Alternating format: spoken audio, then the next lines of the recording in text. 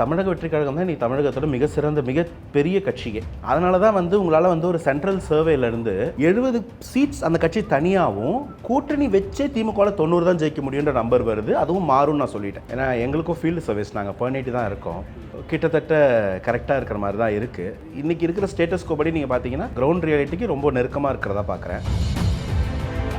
திமுக நீங்கள் சொல்லக்கூடிய இந்த 90 சீட்டுகள் திமுக கூட்டணிக்கு காங்கிரஸ், விசிக, மதிமுக மற்றும் பலர் உள்ளே இருந்தால் 90, அவங்கெல்லாம் உள்ளே இருப்பாங்களான்றது தான் அடுத்த $1 மில்லியன் கேள்வி. அதே மாதிரி தாவேகா தனியாக இருந்தால் இந்த 70 சீட்டு. ஸோ தாவேகா தனியாக தான் இருக்க போதா?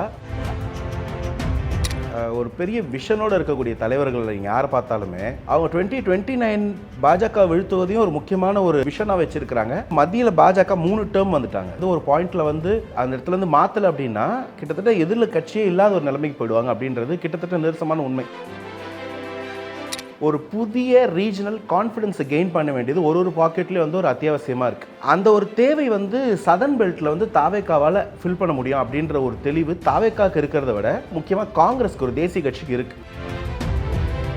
திருமாவளவன் என்ன சொல்லி அரசியலுக்கு வந்தாரோ இந்த இருக்கக்கூடிய எளிய மக்களுக்கான அரசியல் அதிகாரமே அவங்களை மீட்டெடுக்கிறதுக்கான வழியும் சொல்லி அரசியலுக்கு வந்தவர். ஆட்சி அதிகாரத்தில் பங்குன்ற முழக்கத்தோடய வேலையை ஆரம்பிச்சவர். எலெக்ஷனுக்கு முன்னாடி 6 மாதத்துக்கு முன்னாடி ஆட்சி அதிகாரத்தில் பங்கு கேட்க மாட்டோன்றார். இது ஜனநாயகமா? இப்போ உங்களுக்கு அதிகாரம் வேணாம் நீங்கள் சொல்லலாம். நீங்கள் யாருக்காக அதிகாரத்துக்காக போராடி வந்திருந்தீங்களோ அவங்களுக்கு அதிகாரம் வேணாம் நீங்கள் சொல்லலாமா? அது நியாயமா? அவர் கட்சியாக செங்கோட்டையன் ஐயா மாதிரி உள்ளே இணையறதுக்கு ஒரு வாய்ப்பு இருந்தாலும் அதை தாண்டி ஒரு கட்சியாக ஒன்று உருவாக்கி அவருடைய ஸ்ட்ராங் ஹோல்டாக இருக்கக்கூடிய தேனி பெல்ட்டில் அவர் ஒரு பவர் சென்டராக மாறதுக்கான ஒரு வாய்ப்பு இருக்குது. அன்னைக்கு 80 சீட்டு டிமாண்ட் பண்ணி 60 சீட்டு வாங்கின காங்கிரஸ் இன்னைக்கு 20 சீட்டுக்கு கூட வர வழி இல்லாத நிலைமைக்கு தள்ளப்படுதுன்னா காங்கிரஸை திமுக சாப்பிட்டு வளருது. நாளைக்கே திமுக கூட்டணியிலேருந்து காங்கிரஸ், விசிகா வெளியே வந்தாங்கன்னா மதிமுக யாராவது ஒருத்தர் கூட வராங்கன்னு வச்சுக்கோங்க. ஒருத்தர் வந்தாலே அந்த அலையன்ஸ் பெருசாக ஷேட்டர் ஆகும். இன்றைக்கி அது ஒரு மாதிரி கட்டமைக்கப்பட்டிருக்கு. அது ஒரு இந்த லிகோஸ் விளையாடுவோம்ல சின்ன வயசில், அதில் நீங்கள் ஒரு பிளாக் உருவிட்டீங்கன்னா மலமலன்னு சரிஞ்சிடும்.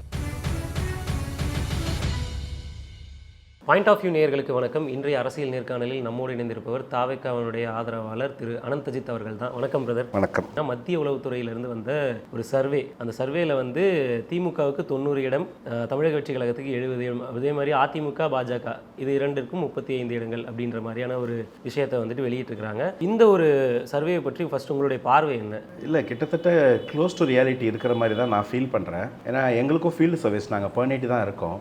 கிட்டத்தட்ட கரெக்டாக இருக்கிற மாதிரி தான் இருக்குது. இதில் ஆனால் நீங்கள் ஃபார்வர்ட் லுக்கிங் இன்னும் நிறைய மாற்றங்கள் வரப்போகுது. ஸோ அதெல்லாம் கன்சிடர் பண்ணும்போது இன்னைக்கு இருக்கிற ஸ்டேட்டஸ் கோபடி நீங்கள் பார்த்தீங்கன்னா okay, this is very close to the reality. Ground ரியாலிட்டிக்கு ரொம்ப நெருக்கமாக இருக்கிறதா பார்க்குறேன். நான் சொல்லக்கூடிய இந்த மாற்றங்கள் என்னென்ன அப்படின்னு பார்த்தீங்கன்னா, திமுக நீங்கள் சொல்லக்கூடிய இந்த 90 சீட்டுகள் திமுக கூட்டணிக்கு காங்கிரஸ், விசிக, மதிமுக மற்றும் பலர் உள்ளே இருந்தால் 90, அவங்கெல்லாம் உள்ளே இருப்பாங்களான்றது தான் அடுத்த $1 மில்லியன் கேள்வி. அதே மாதிரி தாவேகா தனியாக இருந்தால் இந்த 70 சீட்டு. ஸோ தாவேகா தனியாக தான் இருக்க போதா, தாவேகா கூட பெரும் கட்சிகள் சேர்ந்து கூட்டணி அமைய போதான்றது அடுத்த $1 மில்லியன் கொஸ்டின். இது ரெண்டுத்தையும் தவிர மூணாவது ஒரு கேள்வி இருக்குது. தீர்மானம் 1-2 சீட்டு கூட கொடுக்காம விட்டாங்க. சர்வேல ஒரு பேருக்காவது 2 சீட்டு கொடுத்துருக்கலாம். பட் அது இல்லை அப்படின்றதான் கிரவுண்ட் ரியாலிட்டி. அவங்க அப்படிதான் இருக்கு. அதை புரிஞ்சிக்காம அரசியல் பண்ணிட்டு இருக்காங்க.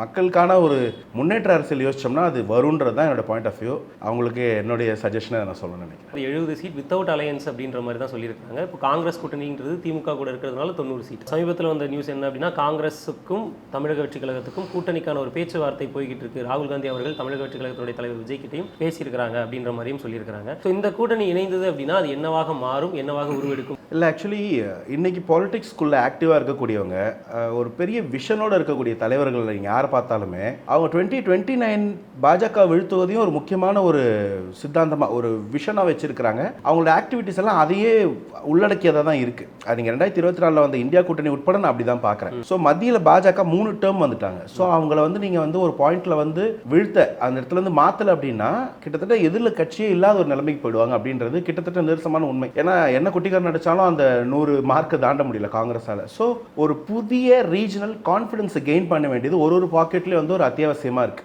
அந்த ஒரு தேவை சதர்ன் பெல்ட்டில் தாவேக்காவால் ஃபில் பண்ண முடியும் அப்படின்ற ஒரு தெளிவு தாவேக்காவுக்கு இருக்கிறத விட மற்ற கட்சிகளுக்கு, மற்ற மாநில கட்சிகளுக்கு, முக்கியமாக காங்கிரஸ்க்கு ஒரு தேசிய கட்சிக்கு இருக்கு. ஸோ விஜய் சாரால் இந்த நேஷனல் அலையன்ஸ்க்கு என்னென்ன பண்ண முடியும் அப்படின்னு தான் காங்கிரஸ் பார்க்குறாங்க. ஏன்னா நீங்கள் காங்கிரஸே பாஜகவே பார்த்தீங்கன்னா தமிழகத்தில் இருக்கக்கூடிய 234 எம்எல்ஏக்கள் அவங்களுடைய ஸ்டாண்ட் என்னவா இருக்க போகுதுன்றது அவங்களோட செகண்டரி கோல் தான். தமிழகத்துக்குள்ள அவங்கள ஃபுட்டிங் வைக்கணும். எஸ், அது நீண்ட நாள கனவு தான், இன்னைக்கு நேற்று இல்லை. அது முகலாய காலத்துலேருந்து சுல்தனேட் காலத்துலேருந்து அப்படி தான். தமிழகன்றது தான் அவங்களோட டீம் பிளேஸ், தொட முடியாது. ஸோ தமிழகத்தில் இருக்க ஒரு மன்னரோட ஒரு தலைவரோட நீங்கள் இணக்கமாக வேணா இருக்கலாம், அதிகபட்சம் அதான் வாய்ப்பு உண்டு. ஸோ அப்கமிங்கில் யார் இருக்கா, யார் வந்து இந்த அலையன்ஸை அடுத்த ஸ்டேட்ஸ் கொண்டு போக போகிறாங்க, தமிழகத்துலேயும் வந்து ஒரு கேரண்டீட் சப்போர்ட் கொடுக்க போகிறாங்க, ஒரு ட்ரஸ்ட் வர்த்தியாக இருப்பாங்க, எல்லாத்தையும் தாண்டி அந்த கட்சிகள் வளர்றதுக்குமான ஒரு வாய்ப்பு சேர்ந்து கிடைக்கும்னு பார்ப்பாங்க. ஸோ பாஜக கொள்கை எதிரின்னும் போது தாவேக பாஜக சூஸ் பண்ண வாய்ப்பு இல்லை. அப்போ காங்கிரஸ்க்கு அங்கே ஒரு வாய்ப்பு இருக்கு. காங்கிரஸ்ல இருக்கக்கூடிய தலைமை மேலே நமக்கு வந்து 15 வருஷத்துக்கு முன்னாடி பல குற்றச்சாட்டுகள் இருந்தாலும் இன்னைக்கு ஆஃப்டர் திஸ் 3 டேர்ம்ஸ் ஆஃப் பாஜக ஒரு மாற்றம் தேவைன்ற ஒரு நிலைமை வருது. இல்லை ஜனநாயகத்துக்கே அது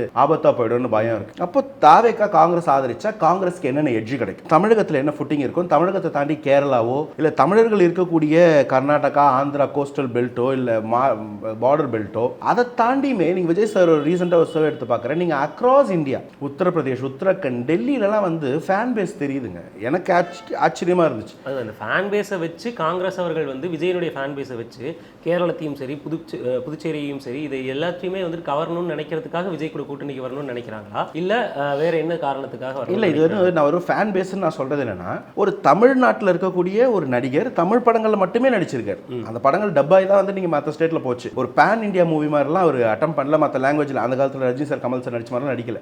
அப்போ அவருக்கான ஒரு ஃபேன் பேஸ்ன்றது நம்பிக்கை நட்சத்திரமா, அது ஒரு நம்பிக்கையான முகமா, ஒரு ட்ரஸ்டட் ஃபேஸாக தான் பார்க்குறாங்க. அந்த ஃபேஸ் வேல்யூ தான் நான் கேபிட்டலைஸ் ஆகும். அது வந்து ஒரு அலையன்ஸ்குள்ளே போகும்போது ஹியூஜ் கேட்டலிஸ்டாக மாறும். 1+1 2 கிடையாது பாலிடிக்ஸில், அது 20ஆவும் மாறும் 0ஆவும் மாறும். ஸோ இந்த one can catalyst to larger change அப்படின்னு நம்ம பார்க்குற மாதிரியே காங்கிரஸும் பார்க்குறாங்க. ஸோ காங்கிரஸ் காங்கிரஸை வீழ்த்தியது திமுக. இன்னைக்கு வரைக்கும் திமுக காங்கிரஸை வளரவிடாம பார்த்துக்குது. இன்னைக்கும் காங்கிரஸால வந்து ப்ராப்பரான சீட்ஸ் நெகோஷியேட் பண்ண முடியல. 2011 திமுகக்கும் 2026 திமுகக்கும் ஒன்றும் பெரிய இமாலய டிஃபரன்ஸ் எல்லாம் கிடையாது. 2021 ஒரு வாட்டி ஜெயிச்சிருக்காங்க, அதுவும் அலையன்ஸ் வச்சு தான் ஜெயிச்சிருக்காங்க. ஆனால் அன்னைக்கு 80 சீட்டு டிமாண்ட் பண்ணி 60 சீட்டு வாங்கின காங்கிரஸ் இன்னைக்கு 20 சீட்டுக்கு கூட வர வழி இல்லாத நிலைமைக்கு தள்ளப்படுதுன்னா காங்கிரஸை திமுக சாப்பிட்டு வளருது. திமுக இஸ் கன்சியூமிங் காங்கிரஸ். இது காங்கிரஸ்க்கு நல்லதா? நீங்க கவனிச்சு பாருங்க, காங்கிரஸ்க்கு தமிழகத்தில் கடைசியா எப்போ வந்து ஒரு மெம்பர்ஷிப் டிரைவ் நடந்தது, எவ்வளவு பெர்சன்டேஜ் ஆஃப் யூத் உள்ள இருக்காங்க, எவ்வளவு ஆக்டிவான ஈவெண்ட்ஸ் நடக்குதுன்னு பாத்தீங்கன்னா பெருசா இல்ல. அப்போ இந்த மாதிரி ஒரு கூட்டணிக்குள்ள நீங்க இருக்கும்போது அது வந்து ஒருத்தருக்கு ஒருத்தர் சப்போர்ட்டிவா இருந்துச்சு,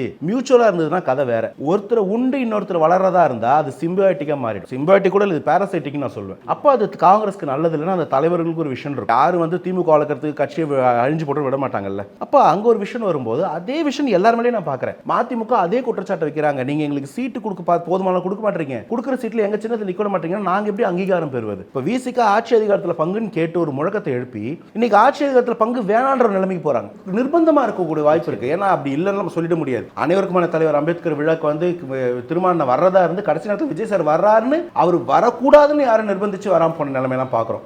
ஸோ யாருமே கட்சியை அப்படி வந்து நலிவடைஞ்சு போக விட மாட்டாங்க எந்த தலைவர்கள். இதெல்லாம் நீங்க ஒரு நேர்கோட்டில் அடிக்கி பார்க்கும்போது தாவேக்கா ஒரு வளர்ந்துகிட்டு இருக்க கட்சி, அவங்க கூட இருக்கும்போது ஒரு வளர்ச்சிக்கான வாய்ப்பு இருக்கும். இவங்க மேல இருக்கக்கூடிய குற்றச்சாட்டுகள் மாறுறதுக்காக ஒரு வாய்ப்பாக தான் இருக்கும். தமிழகத்தில் திமுகனா தமிழகத்தையும் தாண்டி தாவேக்காக்கு ஒரு வாய்ஸ் இருக்கும்.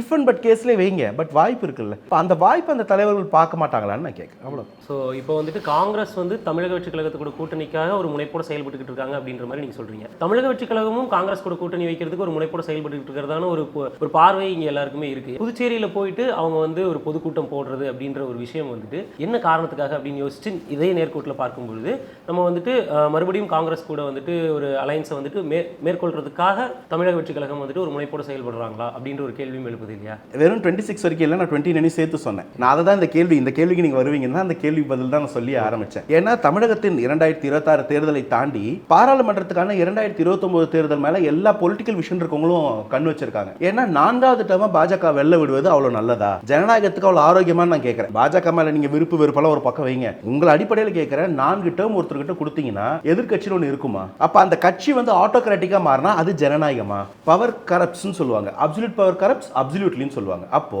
4 டேர்ம் தொடர்ந்து கொடுத்தீங்கன்னா என்ன ஆகும்? அப்போ எதிர்கட்சியே இல்லைன்னா கான்ஸ்டிடியூஷன்ல நீங்க என்ன வேணா மாத்தலாம். அப்ப அதுக்கு என்ன வேலை செய்யணும்ன்ற ஒரு தொலைநோக்கு பார்வை இருக்கும் இல்லையா? அந்த பார்வை இங்கேயே செயல்படும் நான் சொல்றேன். அந்த பார்வை காங்கிரஸ்க்கும் இருக்கும், அந்த தெளிவு விஜய் சாருக்கும் இருக்குன்னு நான் சொல்றேன். அதனால தான் they are giving a hope. பரவாயில்ல, we have some criticisms on you.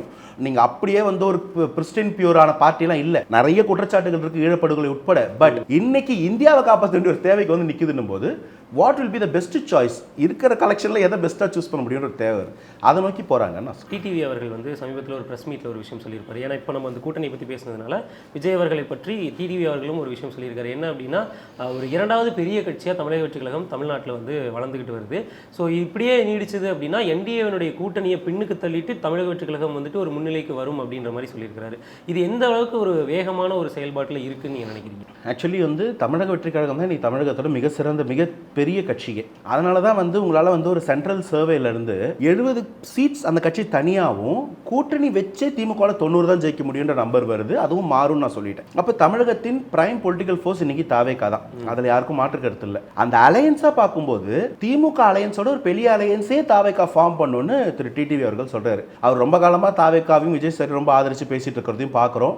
அவங்கள ஃபியூச்சரோட நம்பிக்கையாக பார்க்கறதையும் நம்மளால உணர முடியுது. இப்போ இதுக்கு முன்னாடி நம்ம சொன்ன பதில் இதையும் நீங்கள் வந்து பொருத்தி பார்த்தீங்கன்னா புரியும். திமுக கூட்டணி இப்படியே இருக்க போகிறது கிடையாது. நாளைக்கே திமுக கூட்டணியிலேருந்து காங்கிரஸ் விசிகா வெளியே வந்தாங்கன்னா மதிமுக யாராவது ஒருத்தர் கூட வராங்கன்னு வச்சுக்கோங்க, ஒருத்தர் வந்தாலே அந்த அலையன்ஸ் பெருசாக ஷேட்டர் ஆகும். இன்னைக்கு அது வந்து ஒரு மாதிரி கட்டமைக்கப்பட்டிருக்கு. அது வந்து ஒரு இந்த லிகோஸ் விளையாடுவோம்ல சின்ன வயசுல, அதில் நீங்கள் ஒரு பிளாக் உருவிட்டீங்கன்னா மலமலன்னு சரிஞ்சிரும். அந்த மாதிரி தான் ஒரு செவுரு அது. அந்த செவரில் நீங்கள் விசிகா உருனாலும் சரி, காங்கிரஸ் உருனாலும் சரி, மதிமுக உருனாலும் சரி, கம்யூனிஸ்ட் உருனாலும் சரி, அந்த செவரு பலவீனமாயிடும். அப்போ அங்கே இருக்க எல்லாருக்கும் தாவேக்கா ஒரு ஆப்பர்ச்சுனிட்டியாக பார்க்குற வாய்ப்பு வரும். ஒன்று. இரண்டாவது, தாவேக்காக்கே பெரும் பலம் இருக்கு. மூன்றாவது, டிடிவி தினகரன் போன்றவர்கள் இல்லை அஇஅதிமுகவில் இருந்த தலைவர்கள் இன்னைக்கு உள்ள வரக்கூடிய திரு ஐயா செங்கோட்டையனா இருக்கட்டும், இல்லை எக்ஸ் எம்பி எம்எல்ஏ சொல்ல வந்திருக்காங்க, இவங்க எல்லாரும் நீங்கள் கன்சிடர் பண்ணலாம். இதை தவிர தமிழகத்தில் பல பாக்கெட்ஸில் மக்களின் மனதிற்கு வென்று அங்கே கிரவுண்ட் ரியாலிட்டியை ஒர்க் பண்ணிட்டு இருந்த பார்ட்டிஸ் நிறைய தாவேக்கா கூட கூட்டணியில் இருக்கிறாங்க. அது நீங்கள் வந்து இங்கே தமிழக முஸ்லீம் லீக், இந்தியன் முஸ்லீம் லீக் திரு முஸ்தபா அவர்களாக இருக்கலாம், இளைஞர் கட்சின்னு ஒன்று இருக்கு ஜல்லிக்கட்டில் வந்தவங்க. ஸோ பல இடங்கள்ல பல பேர் வந்து அவங்களோட ஒர்க் பண்ணிட்டு இருக்காங்க. ஸோ இது எல்லாமே வந்து தாவேக்கா தமிழகத்தின் பிரைம் பொலிட்டிகல் ஃபோர்ஸா மாற போறது உணர்த்துது. பெரிய அலையன்ஸாகவும் மாற வாய்ப்பு இருக்கு. ஏன்னா இன்னைக்கு வரைக்கும் அது மாறலன்றது ஒரு கிரிட்டிசிசம் வச்சிருக்காங்க. இதுல வந்துட்டு நம்ம பார்க்கும்போது விசிகாவுடைய ஆதரவாளர்கள் எல்லாரும் என்ன சொல்றாங்க அப்படின்னா, திமுக கூட எங்களோட இருக்கக்கூடிய கூட்டணி வந்து உடைவதற்கான வாய்ப்பு அப்படின்றது ரொம்ப ரொம்ப குறைவு. அது உடையறதுக்கு எங்களுடைய தலைவர் விடவும் மாட்டாரு அப்படின்ற மாதிரியும் சொல்றாங்க. அது உடையாம இருந்துட்டோம், பத்திரமா இருக்கட்டும். நாம என்ன பேசுறோம்? நம்ம ஜனநாயகம் பேசுறோம். நான் ஐயா அம்பேத்கர் என்ன சொன்னாரோ நான் அதை கொண்டு வந்து மேற்கோள் வைக்கிறேன். திருமாவளவன் என்ன சொல்லி அரசியலுக்கு வந்தாரோ, இந்த இருக்கக்கூடிய எளிய மக்களுக்கான அரசியல் அதிகாரமே அவங்களை மீட்டெடுக்கிறதுக்கான வழியும் சொல்லி அரசியலுக்கு வந்தவர். ஆட்சி அதிகாரத்தில் பங்குன்ற முழக்கத்தோடய வேலையை ஆரம்பிச்சவர். எலெக்ஷனுக்கு முன்னாடி 6 மாசத்துக்கு முன்னாடி ஆட்சி அதிகாரத்தில் பங்கு கேட்க மாட்டோன்றாரு. இது ஜனநாயகமா? இப்போ உங்களுக்கு அதிகாரம் வேணா நீங்க சொல்லலாம். நீங்க யாருக்காக அதிகாரத்துக்காக போராடி வந்திருந்தீங்களோ அவங்களுக்கு அதிகாரம் வேணா நீங்க சொல்லலாமா? அது நியாயமா?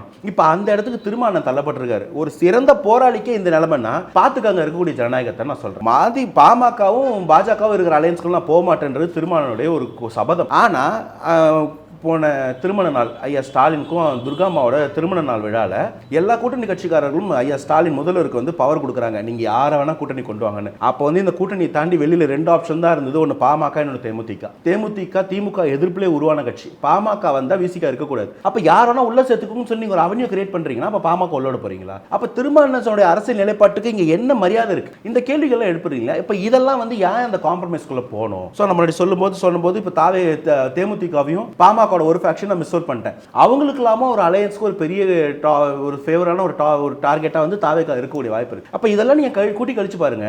எல்லாம் நடக்க வேண்டாம், 1-2 நடந்தாலே அது மேசிவான ரெஸ்பான்ஸ் கொடுக்கும். நீங்க பார்த்த அந்த 90-70 அப்படியே அப்சைட் டவுனா மாறக்கூடிய வாய்ப்பு கூட இருக்கும்னு நான் சொல்றேன். ஓகே, அதனால அதுதான் வந்து அந்த விஷனை தான் வந்து டிடிவி அவர்கள் அவர்களுடைய பாணியில முன்னறிவிக்கிறாரு. ஆப்வியஸ்லி அவருக்கு தாவேக்கா அலையன்ஸ்குள்ள வரதுக்கான ஒரு பெரிய விருப்பம் இருக்குன்னு தெரியும், முன்னாடிலன்னு சொல்லிட்டு இருக்காரு. ஸோ அப்போ அது எல்லாத்தையும் கூட்டி கழிச்சு பார்க்கும்போது கொஞ்சம் வெயிட் பண்ணுங்க, கணக்கு சரியா வந்து. ஸோ ஓபிஎஸ் அவர்களும் தாவேக்கா கூட வந்து சேர போறாரு அப்படின்ற ஒரு பேச்சும் போய்கிட்டு இருக்கு இல்லையா? ஸோ இது நடக்கிறதுக்கான வாய்ப்புகள் இருக்குன்னு நீங்க நம்புறீங்களா? இல்லை, எனக்கு வாய்ப்புகளை பற்றி நான் சொல்ல முடியாது. நான் வந்து ஒரு ஸ்டாட்டிஸ்டிக்கலாக தான் சொல்ல முடியும். ஐயா ஓபிஎஸ் மனதில் இருக்கக்கூடிய அனுமானங்களை நான் எப்படி சொல்ல முடியும்? ஆனால் அவருக்கான ஒரு விருப்பத்தில் தாவேக்கா இருக்குன்னு என்னால் பார்க்க முடியுது. இப்போ வந்து கொஞ்ச நாள் முன்னாடி வந்து ஐயா முதல்வர் ஸ்டாலினை போய் பார்த்துட்டு வந்தார். அவர் கொஞ்சம் உடல்நல குறைஞ்ச போது, அதனால ஒரு திமுக போறாருன்னு கூட ஒரு பேச்சு வந்துச்சு. அதே போல் வந்து அவர் சசிகலா அம்மாவையும் செங்கோட்டையன் அண்ணனையும் ஒன்றா தான் பார்த்துட்டு தேவர் ஜெயந்தியில் எல்லாம் ஒன்றா போயிட்டு வந்தாங்க. அப்போ வந்து ஒன்றா சேர்ந்து ஒரு கட்சி ஆரம்பிக்க போகிறான்னு வந்தது. ஸோ அவர் இன்னும் வாய் திறந்து எதுவும் சொல்லலை. அதனால் அது நம்ம சொல்லாமல் நம்ம ஒரு முடிவுக்கு வர்றது நல்லா இருக்காது. வரலாம், அவர் கட்சியாக வந்து செங்கோட்டையன் ஐயா மாதிரி உள்ளே இணையறதுக்கு ஒரு வாய்ப்பு இருந்தாலும் அதை தாண்டி ஒரு கட்சியாக ஒன்று உருவாக்கி அவருடைய ஸ்ட்ராங் ஹோல்டா இருக்கக்கூடிய தேனி பெல்ட்ல அவர் ஒரு பவர் சென்டரா மாறதுக்கான ஒரு வாய்ப்பு இருக்கு. தெரியல, அந்த காலம் அவரோட கணக்குகள் எப்படின்றத வெயிட் பண்ணி பார்க்கணும். பட் இது எல்லாத்தையும் ஒரு பக்கம் வச்சாலும் தாவேகாக்கு தனிப்பெரும்பான்மையே ஒன்று பெருசா ஃபார்ம் ஆகிட்டு இருக்குன்றதை என்னால உணர முடியுது. நீங்க சொல்லக்கூடிய டேட்டாவும் அதை தான் உணர்த்துது. எதில் இருக்கக்கூடிய திமுக அணி சற்று சரிஞ்சாலும் தாவேகா அறுதி பெரும்பான்மையே வரும்ன்றது என்னுடைய ஒரு ஆணித்தரமான நம்பிக்கை. அதுக்கு தான் கொஞ்சம் காலம் இருக்கு, வெயிட் பண்ணி பாருங்க. ஸோ பொதுக்கூட்டமாகட்டும், ரோட் ஷோ ஆகட்டும், இந்த மாதிரியான விஷயங்கள் எல்லாத்தையுமே வந்துட்டு தாவேகா முன்னிலைப்படுத்தி நடத்தணும் அப்படின்னு நினைக்கும் போது எல்லாமே வந்து அந்த ரெஸ்ட்ரிக்ஷன்ஸ் அப்படின்ற ஒரு விஷயம் வந்துட்டு அதிகமாக கொடுக்கப்படுது அப்படின்றத நம்மளால பார்க்க முடியுது. இந்த மாதிரியான விஷயங்கள்லாம் நடக்கிறதுனால விஜய் அவர்கள் மக்களை சந்திக்கிறது அப்படின்றது தடைபடுது இல்லையா? ஸோ இதனால விஜய் அவர்களுடைய கட்சிக்கும் விஜய் அவர்களுக்கும் வந்துட்டு ஏதாவது ஒரு பின்னடைவு அப்படின்றது ஏற்படுறதுக்கான வாய்ப்புகள் இருக்கா? முதல்ல முன்னாடி ஒரு நல்ல பழமொழி சொல்லுவார், பூனை கண்ணை மூடிக்கொண்டால் உலகம் உருண்டு விடாதுன்னு. அதுபோல தடுக்கலாம், நீங்க தடுக்க முயற்சி பண்ணலாம். ஆனா இதனாலலாம் வந்து மக்கள் மனதில் வந்து ஒரு தாவேக்காவை மறைச்சிட முடியும், மறக்கடிச்சிட முடியும்னா அதெல்லாம் ப்ராக்டிக்கலா பாசிபிள் இல்லைங்க. நீங்க சொன்னீங்க இந்த கரூர் ஸ்டாம்பீடுக்கு அப்புறம், இல்லைங்க, இது எப்பயுமே இப்படி தாங்க இருக்கு தாவேக்காக்கு. நீங்க எந்த ஈவெண்ட் டே ஒன்ல இருந்தே கட்சி இப்படி தான் நீங்க வந்து நெருக்கடி பண்றீங்க. பரந்தூருக்கு போனாரு, பரந்தூர் நீங்க யோசிச்சு பாருங்க, பரந்தூருக்கு ஃப்ரீயா விட்டாங்களா?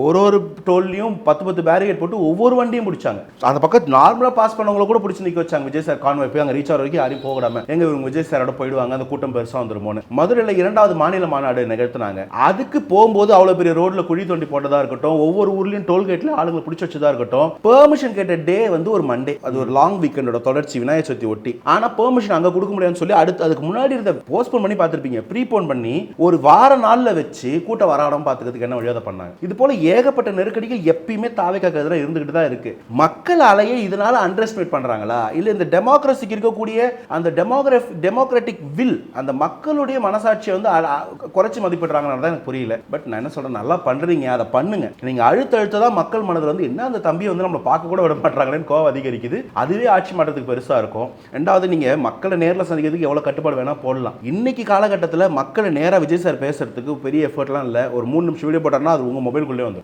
உங்க வீட்டுக்குள்ளே வந்துருவார். அதனால அவர் தடுக்கிறதுல முடியாது. அவர் மக்களை சந்திச்சு நேரில் பேசணும், அவங்களுடைய குறைகளை தெரிஞ்சுக்கணும் ட்ரை பண்றாரு. அது தள்ளி போடுறாங்க, ட்ரை பண்ணுங்கன்ற.